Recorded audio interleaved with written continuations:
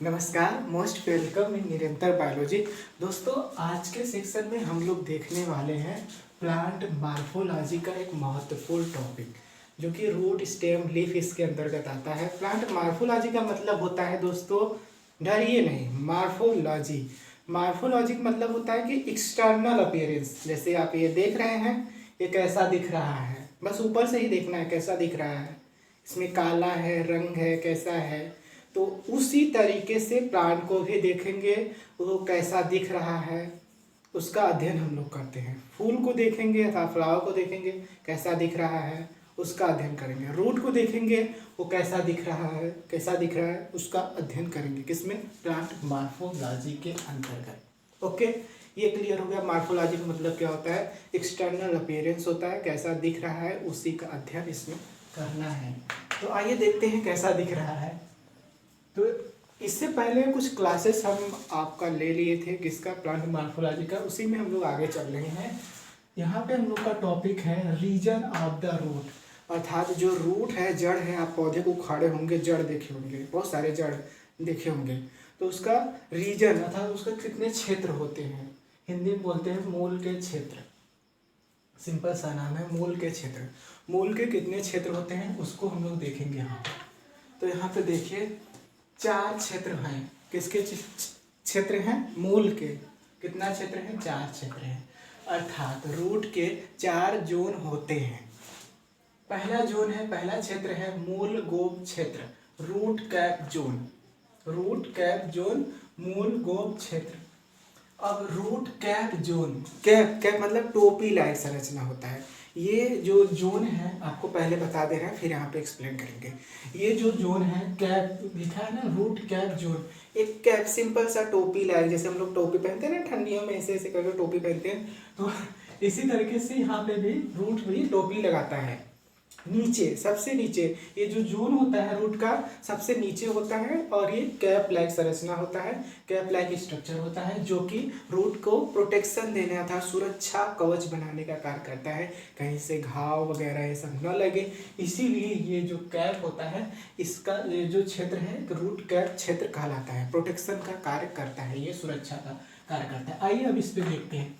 मूल गोप क्षेत्र, रूट कैप जोन, इसका निर्माण कैलेप्ट्रोजन अर्थात गोपक जन से होता है। ध्यान देंगे, वर्ड है कैलेप्ट्रोजन, कैलेप्ट्रोजन, इसी से इसका निर्माण होता है। किसका निर्माण होता है? रूट कैप जोन का। तो इसका निर्माण कैलेप्ट्रोजन से होता है, अर्थात गोपक जन से होता है। अब आइए इसके बारे में देखते हैं। मूल गोप क्षेत्र, गोप क्षेत्र हिंदी थोड़ा सा अजीब है लेकिन पढ़ना है। मूल गोप क्षेत्र, विभेजोतक क्षेत्र। अब इसके बारे में देखते हैं। विभेजोतक क्षेत्र के शीर्ष भाग पर पाया जाता है। मूल गोप क्षेत्र अर्थात जो रूट कैप जोन है, वो विभेजोतक क्षेत्र के शीर्ष भाग पे पाए जाते हैं। आइए देखते हैं विभेजोतक क्षेत्र क्या है। देखिए, सिंपल सा रूट का संरचना बनाया हुआ है, और इसमें ये जो क्षेत्र दिख रहे हैं, जहाँ पे मार्कर है, ये है विभेजोतक क्षेत्र। और इसी के शीर्ष पर ये जो कैप लाइक स्ट्रक्चर है, यही रूट कैप जोन है, अर्थात मूल गोप क्षेत्र है। तो क्लियर हो गया, ये विभेजोतक क्षेत्र के शीर्ष भाग पर पाया जाता है, एवं ये विभेजोतक क्षेत्र की सुरक्षा करता है। पहले ही बता दिया, कैप के नाम से है, तो ये विभेजोतक क्षेत्र को ऐसे कवर्ड किया हुआ रहता है, तो इसी को सुरक्षा देने का कार्य करता है। कौन? मूल गोप क्षेत्र अर्थात रूट कैप जोन। अब आइए आगे बढ़ते हैं। विभेजोतक क्षेत्र की सुरक्षा करता है, यहाँ तक तो क्लियर हो गया। आगे बढ़ते हैं। जलोदभिद पादप में मूल गोप के स्थान पर रूट पॉकेट होता है।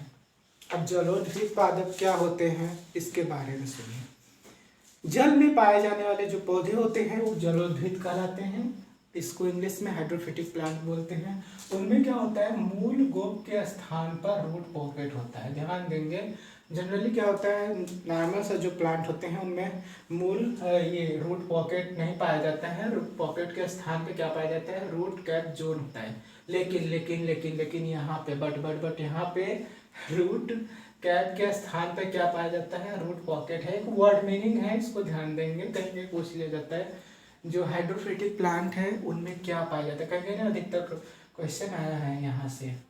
तो जलोदभिद पादप में मूल गोप के स्थान पर रूट पॉकेट पाया जाता है, इसको आपको याद रखना है। ठीक है, आगे बढ़ते हैं। अब बात यहाँ पे आता है मल्टीपल रूट कैप। जनरली क्या होता है कि जो प्लांट होते हैं वो उसके जो रूट वाला सेक्शन होता है उसमें एक ही रूट कैप पाया जाता है, अर्थात उसके टिप पर केवल एक ही, ऐसे जैसे मान के चलिए रूट है, ये रूट कैप है, तो एक ही रूट कैप पाया जाता है। बट कुछ ऐसे भी प्लांट है, बायोलॉजी एक्सेप्शन से भरा हुआ है, उसको आप लोग ध्यान देंगे।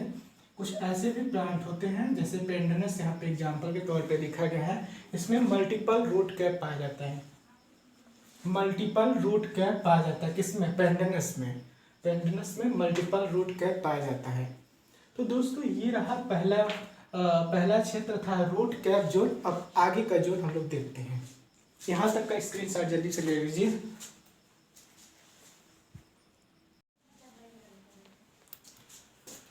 ठीक है, आगे देखते हैं। हमारा दूसरा जो क्षेत्र है रूट का, मतलब अपना दूसरा जो क्षेत्र है रूट का, विभज्योतक क्षेत्र अर्थात मेरिस्मेटिक जोन। विभज्योतक क्षेत्र, मेरिस्मेटिक जोन। विभज्योतक क्षेत्र से स्पष्ट है कि इसमें बहुत ज़्यादा डिवीजन पाया जाएगा, बहुत ही लगातार विभाजनशील रहता है। विभज्योतक, विभज्योतक मतलब विभाजन करने वाला ऊतक। तो विभज्योतक क्षेत्र है मेरिस्मेटिक जोन। सेकेंड नंबर का जो जोन है, पहला जोन था रूट कैप वाला जोन, और दूसरा जोन है विभज्योतक क्षेत्र अर्थात मेरिस्मेटिक जोन। ठीक है, यह सब टर्मिनल होता है। सब टर्मिनल पहले बता दिया, टर्मिनल से थोड़ा सा ऊपर सब टर्मिनल, टर्मिनल से थोड़ा सा ऊपर वाला ये जो रीजन आप देख रहे हैं, जो थोड़ा सा डार्क जहाँ पे पॉइंट ये है, इसको विभज्योतक क्षेत्र बोलते हैं। ये सब टर्मिनल होता है, टर्मिनल से थोड़ा सा ऊपर वाला सब टर्मिनल होता है। इस क्षेत्र की कोशिकाएं पतली भित्ति वाली होती है। कैसे होती है इस क्षेत्र की कोशिकाएं? जो सेल्स होती है यहाँ का, वो पतले भित्ति वाली होती है। सेल्स जो होता है पतली भित्ति वाली होती है एवं सघन जीवद्रव्य युक्त होती है, अर्थात यहाँ का जो प्रोटोप्लाज्म होता है डेंस प्रोटोप्लाज्म होता है। डेंस प्रोटोप्लाज्म का मतलब होता है बहुत ज़्यादा गाढ़ा प्रोटोप्लाज्म होता है। डेंस प्रोटोप्लाज्म सघन जीवद्रव्य युक्त होती है। अंतराकोशिकीय स्थान अर्थात इंटरसेलुलर स्पेस नहीं होता है। डेंस हो गया तो इनमें इंटरसेलुलर जो स्पेस होता है, इंटरसेलुलर स्पेस क्या होता है? अब इंटरसेलुलर स्पेस का मतलब कि दो सेल्स के बीच का जो स्पेस होता है उसे इंटरसेलुलर स्पेस कहते हैं, अर्थात हिंदी में बोलते हैं अंतराकोशिकीय स्थान।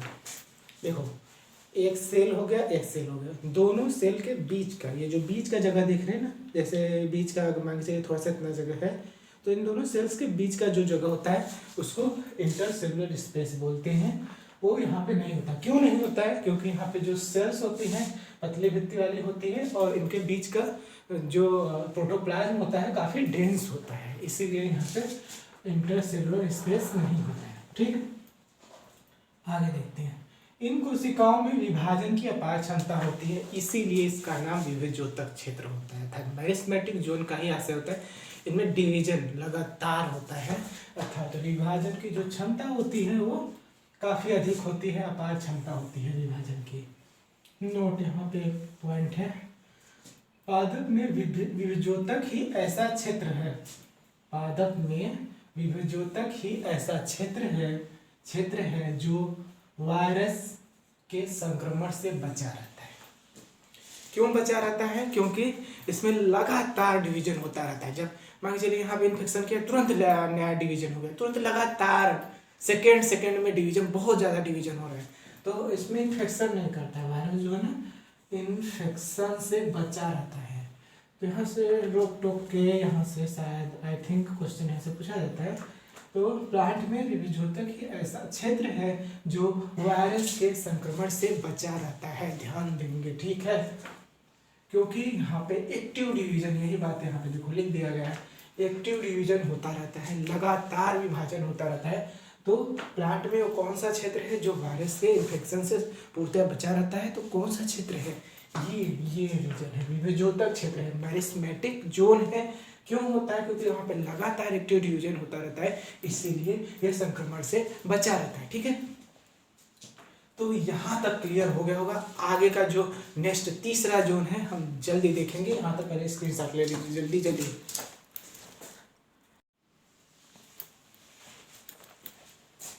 आइए देखते हैं तीसरा जोन। दो ठो जोन हम लोग देख चुके हैं, ये तीसरा जोन है दीर्घाकरण क्षेत्र, अर्थात अंग्रेजी में इसको बोलेंगे इलांगेशन जोन।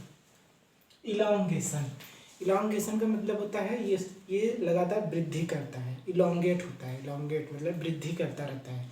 इलांगेशन मतलब छोटा सा, पहले छोटा सा था, धीरे धीरे धीरे धीरे बढ़ता गया, इतना बढ़ता है इतना बढ़ता, तो धीरे धीरे मतलब लगातार बढ़ता जाता है, इसीलिए इलांगेशन जोन इस जोन को कहते हैं। ठीक है, दीर्घाकरण क्षेत्र, इलांगेशन जोन, मतलब समझ में आया? ठीक है। यह क्षेत्र विभजोतक क्षेत्र के पास स्थित होता है। यहाँ पे देखिए, घबराना नहीं, ये विभजोतक क्षेत्र है, विभजोतक क्षेत्र के पास स्थित होता है। यहाँ पे लिखा गया है ना, यह क्षेत्र विभजोतक क्षेत्र के पास स्थित होता है।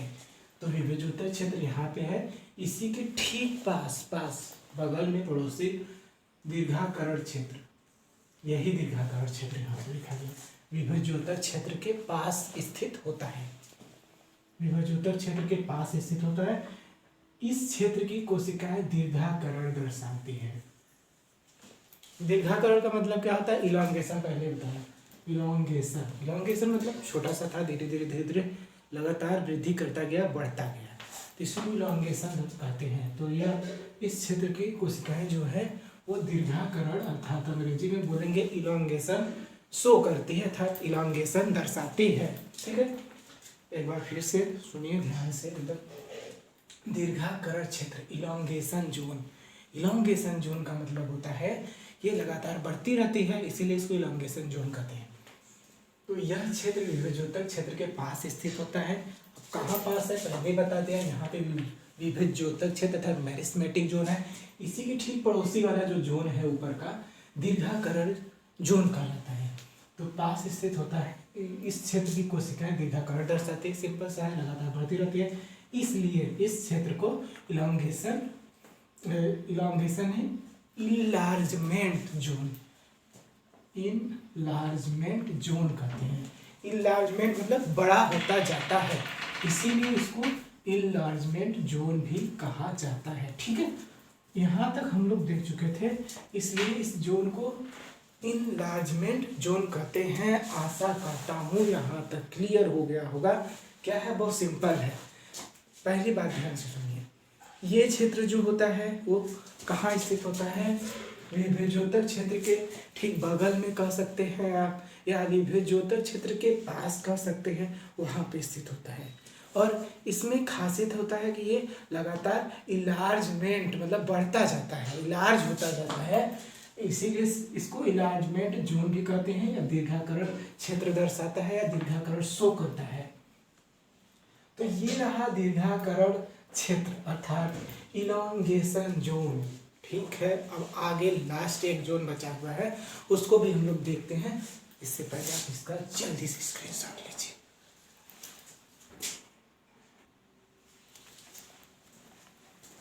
तो हमारा चौथा जो रूट का भाग है, परिपक्वन क्षेत्र, ये है परिपक्वन क्षेत्र, चौथा वाला पार्ट। इसको इंग्लिश में बोलते हैं मैचुरेशन जोन, मैचुरेशन जोन, परिपक्वन क्षेत्र। अब ये क्या होता है, यहाँ पे देखिए, दीर्घाकरण क्षेत्र की कोशिकाएं यहाँ पर आकर परिपक्व होती है, इस कारण इसे परिपक्वन क्षेत्र कहते हैं। दीर्घाकरण क्षेत्र की कोशिकाएं अर्थात इलांगेशन जोन की जो कोशिकाएं था वो यहाँ पे देखिए, दीर्घाकरण क्षेत्र की कोशिकाएं इसके ऊपर यहाँ तक दीर्घाकरण जोन है अर्थात इलांगेशन जोन है, इसके ऊपर परिपक्वन अर्थात जोन ऑफ मैचुरेशन या मैचुरेशन जोन, ये जो दिख रहा है परिपक्वन जोन, इसके ऊपर का ये परिपक्वन जोन है। ठीक है, तो क्या होता है, दीर्घाकरण क्षेत्र की कोशिकाएं यहाँ पे आके परिपक्व होती है, इसीलिए इसको परिपक्वन जोन कहा जाता है। परिपक्वन जोन अर्थात मैचुरेशन जोन इसलिए कहते हैं क्योंकि जो यहाँ पे सेल्स था वो आगे ऊपर मैचुरेशन क्षेत्र में जाकर मैच्योर होता है था, परिपक्व होता है, इसीलिए इसको मैचुरेशन जोन कहते हैं। ठीक है, इस क्षेत्र में अनेक मूल रोम पाए जाते हैं। ध्यान से सुनिए, इस क्षेत्र में अनेक रूट हेयर पाए जाते हैं। यहाँ पे बनाया हुआ है ना, देखिए ये सब क्या है, रूट हेयर। रूट हेयर मूल रोम, इस क्षेत्र में अनेक मूल रोम पाए जाते हैं। अतः इसी कारण इस क्षेत्र को रूट हेयर जोन अर्थात मूल रोम क्षेत्र, हिंदी में कहते हैं मूल रोम क्षेत्र भी कहते हैं। क्यों कहते हैं? क्योंकि यहाँ पे बहुत सारे मूल रोम पाए जाते हैं, अतः इसलिए इस क्षेत्र को मूल रोम क्षेत्र भी कहते हैं। कौन से क्षेत्र को? परिपक्वन क्षेत्र को, अर्थात मैचुरेशन जोन को। ठीक है, तो ये रहा आपका रूट का चारों भाग। कौन कौन से भाग थे? पहले हम लोग रूट कैप वाला जोन देखे थे, फिर उसके बाद विभिजोता क्षेत्र देखे थे, फिर इसके बाद अर्थात मेरिस्मेटिक जोन इसको कहते हैं, इसके बाद दीर्घाकरण अर्थात इलोंगेशन जोन, और चौथा का जोन है कौन सा जोन है, कौन सा मैचुरेशन जोन। तो ये चारों जोन रूट के जो है आपके सिलेबस में इंक्लूड किया गया था, कंप्लीट होता है। और आगे एक छोटा सा टॉपिक बच गया है, उसको अगले वीडियो में देखेंगे, जिसमें रूट का कुछ कैरेक्टर दिखाया गया है, उसको अगले वीडियो में देखेंगे। वीडियो कैसा लगा कमेंट बॉक्स में जरूर देगा। पहली बार है तो आपको सब्सक्राइब करके जाना है बायोलॉजी का लेटेस्ट वीडियो पाने के लिए। Thank you so much, bye bye.